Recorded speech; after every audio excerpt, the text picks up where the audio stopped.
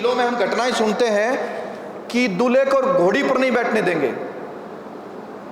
8 करोड़ की आबादी में ऐसी कोई 1-2 घटनाएं पिछले वर्षों में हुई होगी, लेकिन सार्वजनिक जीवन जीने वाले हर एक व्यक्ति को इन घटनाओं ने आहत किया, नुकसान पहुंचाया और उनके लिए मुश्किलें खड़ी की।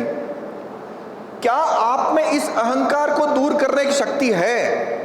अगर शक्ति है तो आज से ही शुरू कर दीजिए, अन्यथा राम राज्य की कल्पना नहीं हो सकती। कुत्ते को काट कर खाने वाला जो व्यक्ति था वह और श्रेष्ठ ब्राह्मण, भगवान ने अपने मुख से कहा है दोनों समान है न्याय के मामले में।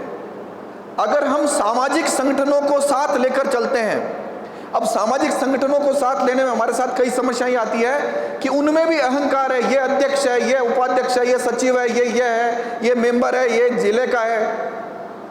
हमने उस रचना के बाहर आकर कहा कि ठीक है, एक रचना तो हमको बनानी पड़ी, लेकिन हमारा हर एक व्यक्ति इस राम राज्य मिशन का सिपाही है। चाहे मैं हूं, चाहे नरुका जी हैं, चाहे रावत साहब है, चाहे भिंडर महाराज है, सब इस सिपाही है राम राज्य की जो कल्पना है उसको पूरा करने के लिए।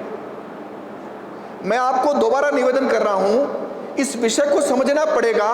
पूरे देश में जहां जहां आप लोग हैं, हमारे साधु संत हैं, हमारे सम्मानीय व्यक्ति हैं, सार्वजनिक जीवन जीने वाले लोग हैं, सामाजिक संगठन हैं, हम सबको जोड़ करके लेकर साथ चलना है। अगर हमारे व्यवहार में कहीं ना कहीं चेहरे पर, काम में अहंकार झलका तो निश्चित रूप से वो अन्य लोग हमारे साथ नहीं आएंगे। हमारे साथ एक अच्छी बात यह है कि हम बात क्या कह रहे हैं, सत्य कह रहे हैं।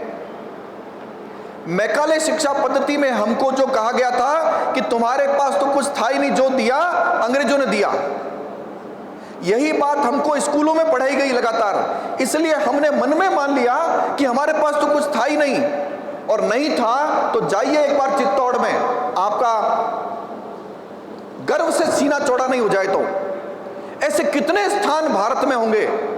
तो यह व्यवस्था हमको समझनी है, हमारी कमजोरियों को दूर करना है, अहंकार से 100% दूर होना है, सभी सामाजिक संगठनों को जोड़कर चलना है। यह सारी बात आपके यहाँ जो पहले सत्र में तो थोड़ी सी बात बताई जा रही है, ये लगातार हम और चर्चाओं में आप सब लोगों से बुलवाएंगे कि आपको क्या लगता है, क्या घोड़ी रोक लेना, किसी को दूल्हे को घोड़ी पर नहीं चढ़ने देना, फिर कानून जबरन उसको घोड़ी पर चढ़ाए, क्या ये व्यवस्था ठीक है? और नहीं है तो हम ही आज से तय करेंगे कि समाज में समरसता का भाव कैसे आए। शुरुआत मुझसे, बाकी काम बाद में दूसरों से। इस भाव के साथ हम काम करेंगे।